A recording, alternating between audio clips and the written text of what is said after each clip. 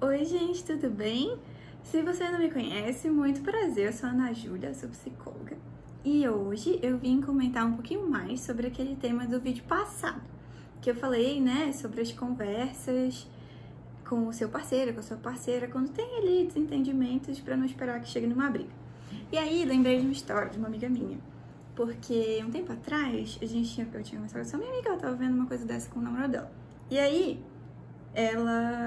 nessa conversa, eu falei meio por cima, aquelas coisas que eu falei no vídeo, e ela achou maravilhoso, assim, nossa, é isso, fez muito sentido, eu vou começar a usar isso, e aí pegou livros de comunicação não violenta, e começou a estudar mais sobre isso e tudo mais, e aí beleza, passou assim 3, 4 semanas, encontro com ela de novo, aí ela chega, Ana, eu acho que eu sou louca, porque eu já li um monte, isso faz todo sentido pra mim, só que chega na hora, eu não sei o que acontece, que eu fico com ódio, eu fico com raiva, e eu quero que a pessoa admita que ela é culpada e isso parece que não é suficiente, não sei o que acontece depois que eu vou me arrepender, acho que tem alguma coisa errada.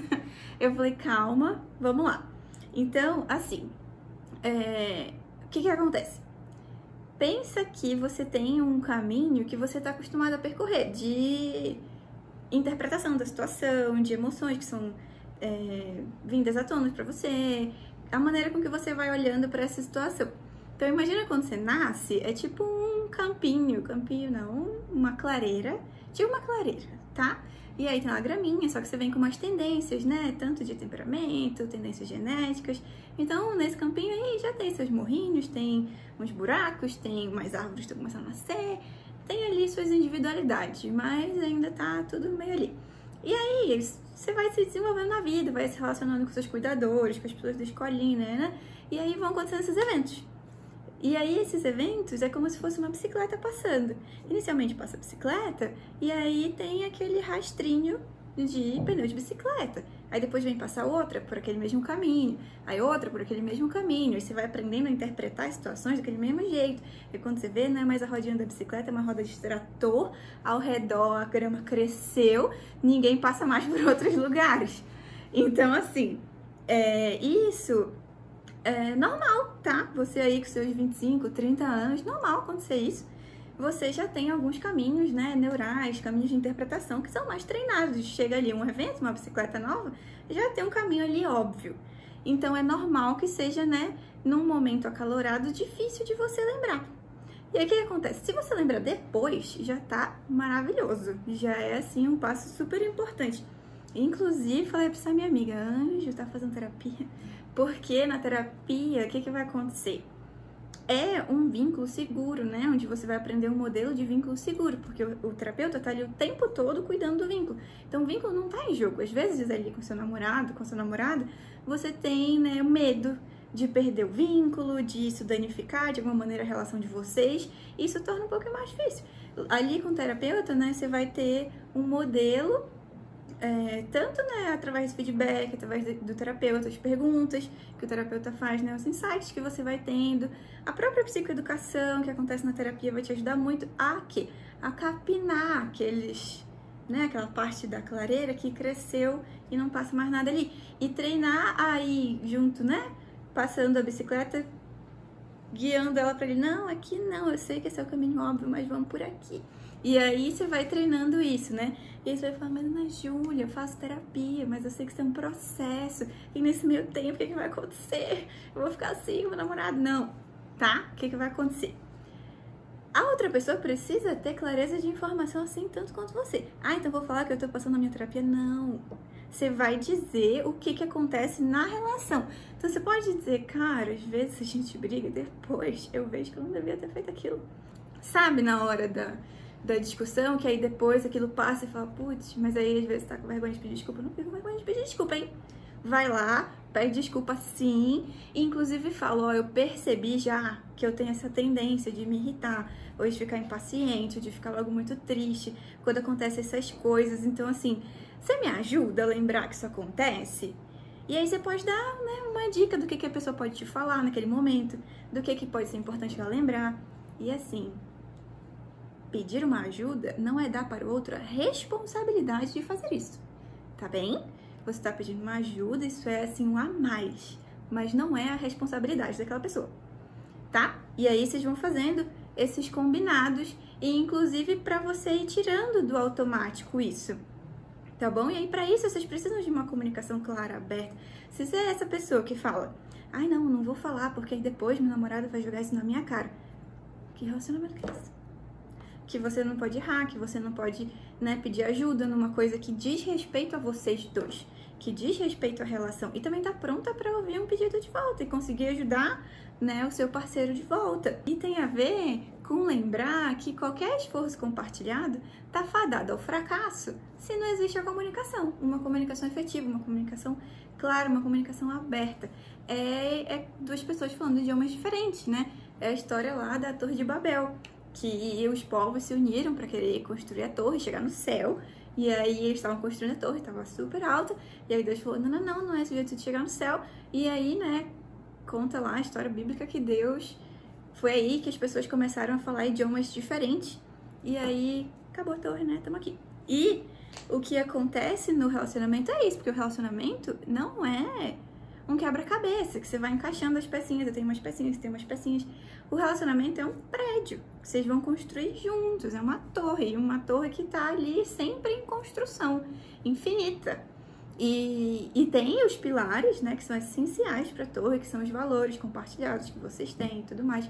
Mas se vocês não conseguem se conversar para escolher o design desse prédio, para escolher, né, a organização dos cômodos ali em cada andar, um vai estar fazendo uma coisa, o outro vai estar fazendo uma coisa, no final vai ser uma confusão, não vai ficar bom, né? Então, sua responsabilidade, inclusive, e responsabilidade do seu parceiro, conseguir construir essa comunicação que é comum. E aí entra aquela história do 6 e do 9, que eu até queria falar isso com vocês. Que é assim, ó, todo mundo já viu aquela charge, né? Que é tudo branco, aí tem uma pessoinha aqui e um desenho no chão. Aí essa pessoa tá enxergando 6, essa pessoa tá enxergando 9. Só que assim, gente, cada um tem a sua perspectiva, cada um tem a sua visão, a sua opinião, mas o mundo não é a tela em branco. Não é branco tudo no mundo, existe um contexto. Às vezes, do lado daquele rabisco ali, tem outros números que podem te dar pistas se é um 6 ou 9. Às vezes tem outras letras que podem te dar pistas e aí você vai descobrir que não era nem um 6 nem um 9, era um G. Ou então, você vai ver a pessoa ainda tá no chão escrevendo. E aí vocês estão ali debatendo se é um 6 ou um 9 e o artista tá fazendo um gato. Então, assim, isso varia muito. E o que isso quer dizer? Quer dizer que é importante, sim, você olhar a partir da perspectiva do outro. Você não precisa concordar, mas compreenda. A outra pessoa também olhar da sua perspectiva, porque não existe nenhuma verdade absoluta, mas assim, existe um contexto em que vocês podem juntos buscar outros elementos, até para conseguir, né, criar um entendimento comum, algo que é compartilhado. E aí, nesse sentido, você tem que ter em mente sempre, sempre, sempre, que tá todo mundo querendo acertar.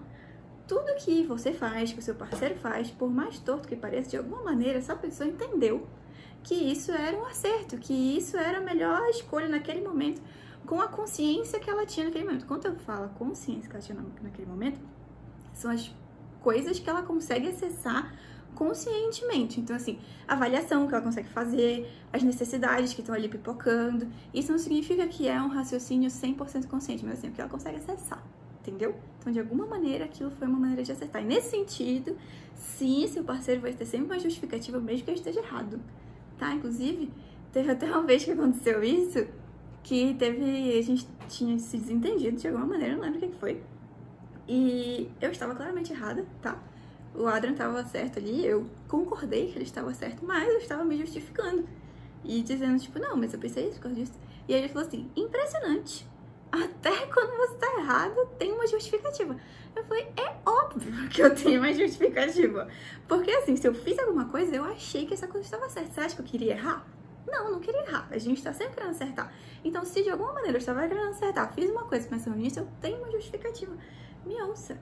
Porque assim, e ouça seu parceiro. Porque quando você ouve, você tá ali construindo a base para essa comunicação comum. Você tá atenta para ver o que essa pessoa olhou, o que ela observou, o que ela sentiu, que necessidade ela estava passando, como que ela entendeu que isso era atendido, que pedido que ela estava te fazendo. E aí vocês vão conseguindo ter essa linguagem comum. Então tenha paciência para ouvir a pessoa, ela vai se sentir acolhida, ela vai se sentir mais aceita, mais respeitada. Você também, e isso não é um valor num relacionamento que você quer ter, né? Então, dá esse espaço para a pessoa falar, você não precisa concordar, mas você precisa fazer um movimento de tentar compreender, de tentar entender, e de tentar dizer, bom, filho, ok, entendi, vamos olhar outros elementos, será que é isso, será que não? Como que a gente negocia? E assim, gente, numa discussão, né, numa conversa ali que vocês estão debatendo alguma coisa, tem 3 resultados, né? Você vencer, entre aspas, que é isso de eu querer, a minha vontade é imposta, tudo que eu quero é atendido, ou o contrário, né? Nada que eu quero é atendido, a outra pessoa consegue tudo que ela quer, do jeito dela, e eu tenho que me submeter, eu tenho que ceder.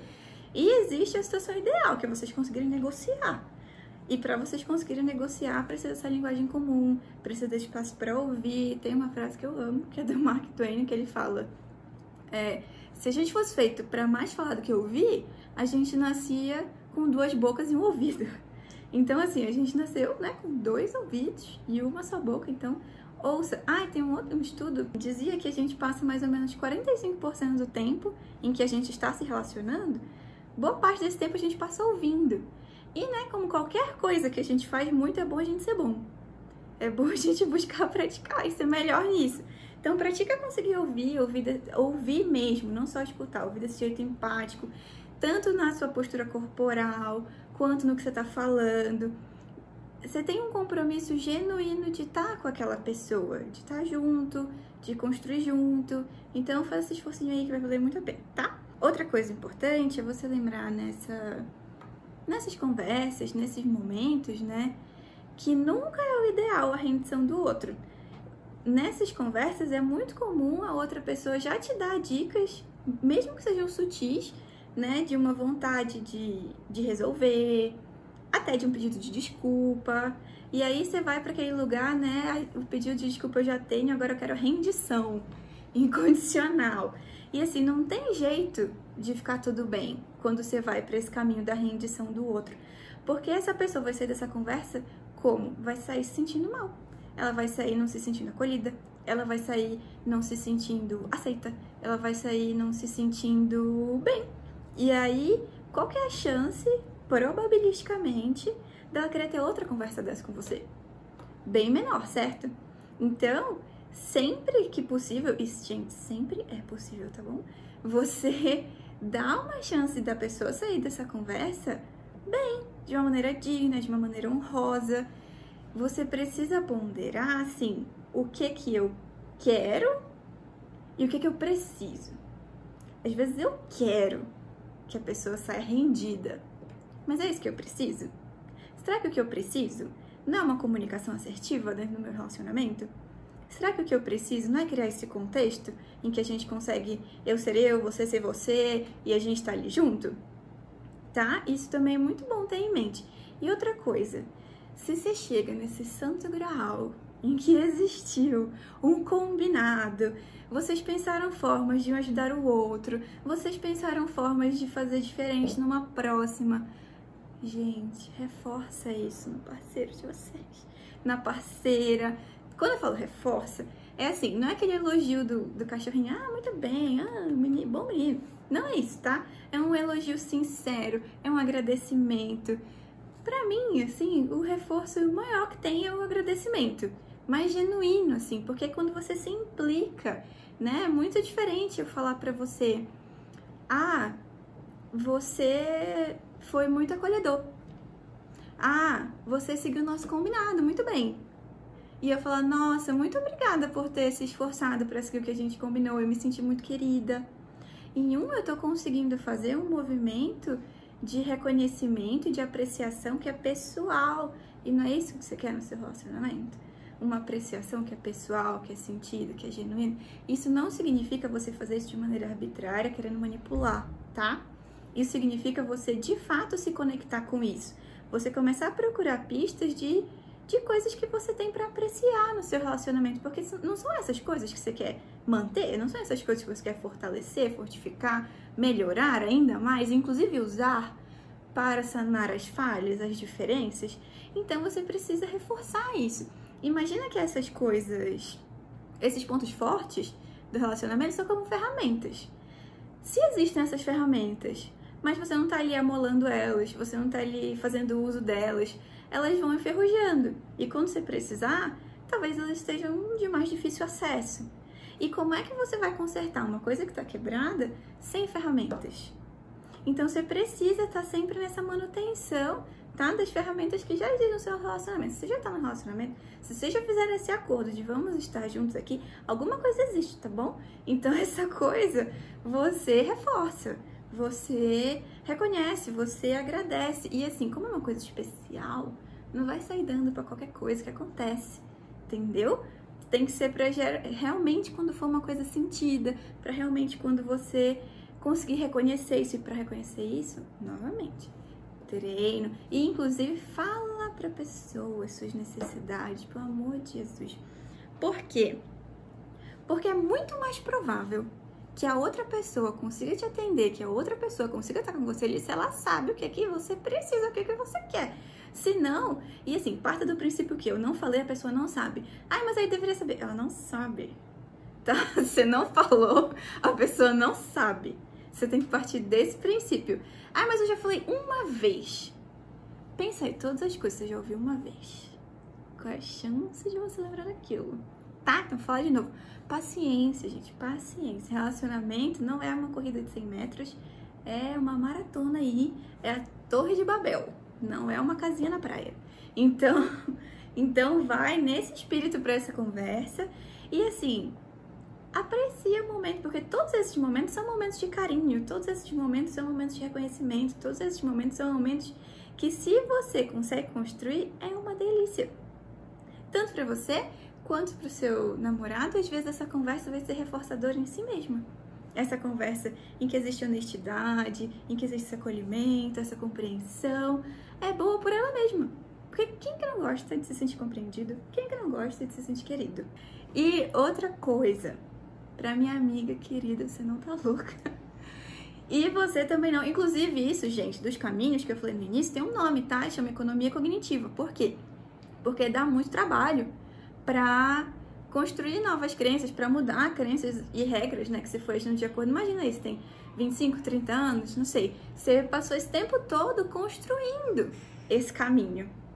Aí, do nada, você quer que seja automático os outros? Não, a sua mente, o seu emocional fica ali. Não, gente, é tão mais fácil esse que a gente já conhece. Isso, né, entra naquela coisa da zona de conforto. E zona de conforto não significa que é confortável. Significa que é o mais automático, assim. No geral, a zona de conforto é bem desconfortável. Você tá sofrendo alguma coisinha nessa zona de conforto, porque o que na verdade é gostoso de sentir é essa sensação de desenvolvimento, é essa sensação de eu tô caminhando pra frente. Então essa zona de conforto é isso, é essa rota que eu já tô acostumada a seguir, essa economia cognitiva aí. Então dá um trabalho de voltar pro manual, de capinar o terreno, mas assim, vale a pena, tá bom? Me conta o que você achou desse vídeo, se você tem outros cenários aí. Me conta se você lembrou de uma história, eu adoro ouvir história, gente. Me conta se você lembrou de alguma história parecida, ou que você já passou, ou como você já passou, conversa comigo. Eu vou adorar saber, tá bom? Tchau, beijo.